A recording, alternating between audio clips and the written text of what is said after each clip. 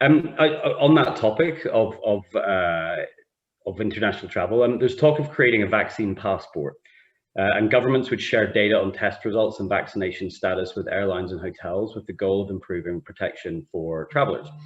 Any concerns with this, and how feasible do you think the approach is? So first the concerns, then the feasibility. I think for me, I personally don't have a concern with it. I would welcome it. The problem is this: when you look at vaccine hesitancy in the United States, we did a survey, and Kaiser Family Foundation did a survey. And I say we, I'm a vaccine scientist, but we partnered with a group of social scientists at Texas A&M. So our group did a survey. Kaiser Family Foundation did a survey, and PBS NewsHour did a survey. And they all came to the same conclusion, that the number one vaccine hesitant group are Republicans or white Republicans. And this all came out of the health freedom, medical freedom movement, the anti-vaccine movement that accelerated around 2015. And I go up against this all the time because I have a daughter with autism, and I wrote a book called Vaccines Did Not Cause Rachel's Autism. Mm-hmm. And this, unfortunately, now it's gained so much momentum. Now it's in 2020, it expanded to protests against masks and social distancing. So it's a full-on anti-science movement. And unfortunately, it's become kind of a mainstream platform now of the Republican Party. So you've got a pretty substantial group of Americans who are defiant. And one of the things that I've been doing is reaching out to groups that have been vaccine hesitant and trying to talk them off the ledge. So the other vaccine hesitant group, which is now the vaccine hesitancy is going down, are African-American groups, so a Black and Brown community. So I've been going on radio shows and podcasts that service Black and Brown communities, and those numbers are going down.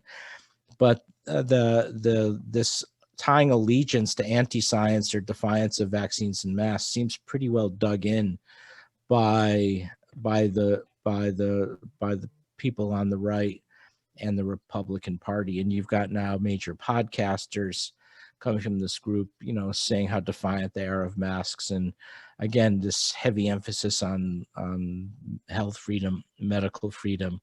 So I've gone now on a few conservative news outlets to try to get a sense of what they're thinking. And it's been coming down to the same thing, and that's mandates. They've created this straw man about mandates that is really freaking them out, that they don't want anybody telling them what to do. So the minute, and so they're hyper vigilant now of anything that smells like a vaccine mandate. So the minute the airline industry puts that in place, or the travel industry, you can expect a pretty vigorous backlash at that. And one of the things that I've said to them is, look, right now, nobody's talking about vaccine mandates. We don't have the vaccines right now. We're still in only a quarter of the US populations that's received a single dose vaccine. I think the first vaccine mandate that you may see is on some college campuses. When my youngest son went off to college, in the dormitories, it was required he get his meningococcal B and meningococcal ACWY vaccination. And I can imagine that will happen.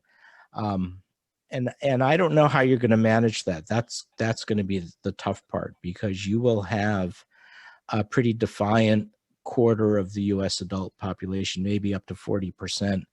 That's going to push back pretty hard, and it's going to come out of the conservative groups and the far right. And how you're going to manage that is going to be interesting for what you do. So that's issue number one. The issue number two then is feasibility. So, I could imagine that you could use a CDC registry system for being vaccinated and have to provide proof of concept on that registry system that you're vaccinated. I would imagine that there's going to be a black market in trying to get around it, and figuring out a way to create forged documents around whether or not you've been vaccinated. And maybe there's ways to counteract that. I mean, no question that if you knew that everyone on your flight, or everyone in your Uber driver, or everyone on a train was vaccinated, you'd feel a lot more comfortable going on, and it would help the travel industry, I think. but Absolutely. it's not going to go smoothly, and how you manage that's going to be not easy. Now, the other way to manage this is you simply have to show proof of, for international travel, proof of vaccination when you enter into a country. And there's precedent for that, right? So when we do a lot of work in Brazil, I have to have evidence of yellow fever immunization. And so, you know, on that basis, that might be it. So I would imagine, for instance, Israel, which is moving towards a fully vaccinated population pretty quickly, they would likely require proof of immunization in order to enter into the country. And maybe that's how it'll happen organically.